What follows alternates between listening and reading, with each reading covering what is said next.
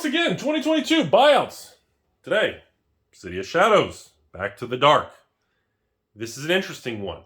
I wouldn't consider this to be labeled as a straight up buyout manipulated target like a Frankenstein's monster and some of these other stone calendars, narwhals, Rudy's X, basements. This is a little bit different, folks. This is, if you look at the chart and you actually look at the activity of City of Shadows, this card has been creeping up for a while. We're at a point now where like light played ones are pushing 100 and like minty ones are like 150 plus. And this could, there's not really been a time where cards from the dark were really worth $100+ a card. Well, City of Shadows has been on a steady increase since actually the middle of 2021. We're at about 7 months in a row that this card has actually been slowly going up like $3, $4, $5 a month. It's kind of fascinating. It's been moving 5 to 10 to 15% a month steadily. So this is unlike a normal buyout we see. This is actually a fascinating one. Again, we're back to the dark. We're back to reserveless old cards. We're back to very strange things. We're back to the flight of money from new Magic is going back to the original. Just like we talked about the other day, if we haven't watched the Frankenstein's Monster buyout video, same thing. We're seeing the flow of money shifting right now. And the flow of money is not happy with new Magic, so it's parking in old stuff again. Again, it's exactly what happened with 2017. Now, City of Shadows is a weird example, because unlike the kind of more of the meme cards, this one's not as much of a meme card, like a Stone Calendar, Narwhal, Frankenstein's Monster, and this is more, there is a little bit of utility. People have some shenanigans because, especially, there are decks that make these decayed things and these little decayed zombies, and they're going to die anyways, and they pop their own creatures after a couple turns. You got the City of Shadows that's giving you 2, 3, 4, 5 colorless mana if you build this thing up. And I get it. There is some utility to the card. So, and on top of that, again, this is now the most expensive card in the dark at near mint at 150 plus raw with graded copies selling for 200, 300, 400 plus. Like, we're talking the dark, folks. This is a set that the most expensive card in the dark was supposed to be Blood Moon at like $20. Or like Ball Lightning at $10. Eater of the Dead at $10? This, again, I've been trying to tell you all, the old cards. We're not talking Power 9. We're not talking Alpha Quad 6.9 PSA 11 with your X. We're talking old cheap cards are being heavily, I don't know if I'd say accumulated or targeted, or just like the swoop is coming through and money is just attacking all of it. There is a shift going on right now.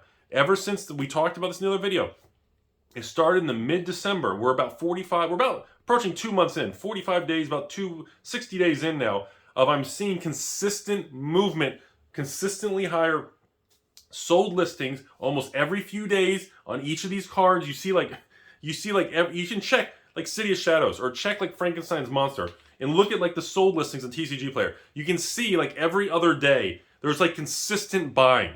Like it's almost such a perfect pattern. It doesn't look random. So it's either a person or a group of individuals, because they're doing it trying not to get too much of attention. Because it's too perfect looking. You can't have a card that sells exactly every other day or every 2 days. Like you can't have a perfect line. There's nothing natural in life or nature or society that has a perfect pattern. It doesn't work that way. And again, we're humans. We're humans. We try to make sense on why a stock is crashing, why a crypto went 10x or a crypto coin is down 99%. What humans like to do is they like to stare at charts.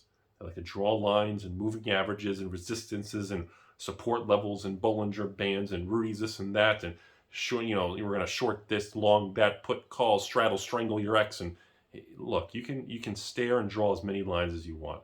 At the end of the day, everyone's just staring and trying to figure out an edge of what's going to happen next. And again, I don't have the super secret. You can ask any patron out there. I don't have a secret to make you all millions, to 10x your money. I don't know any of that. If I did, I wouldn't tell you all, and I'd be a billionaire hiding on my own private island. The real world is, again, we can't predict the future, folks. Don't let anyone tell you they can. I just wanted to share today that City of Shadows with a consistent, smooth line is just fascinating. This is one of the rare cards where on the TCG player you can see a 6-month smooth increase. It's kind of impressive. And you know, a card like this, why would it go down? Anyone who has the card, I mean, they can lock in profits, and then they can have their cash. Cash is trash, right? And they're going to want to move to something else.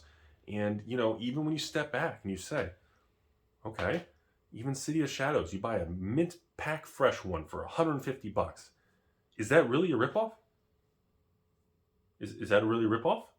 I mean, you get Innistrad double feature, a new standard box that's priced at $200. Or would you rather have an original thing from, wait, is it really, how old is that? 1994? 2020? Is that really almost 30 years? 28 years? Is that right? 28-year-old original piece of history that's actually, you know, unique and special and holds value. And, you know, a lot of people are comparing these type of conversations, and that's why we're seeing continuous movement in these old cards. That's all I got, folks. I just wanted to share it today. We're talking about City of Shadows. I got a lot of videos on these things. There's so many buyouts. There's so much movement going on old cards. I'm trying to keep up with it. So hope you guys learned something. What a time to be alive, am I right?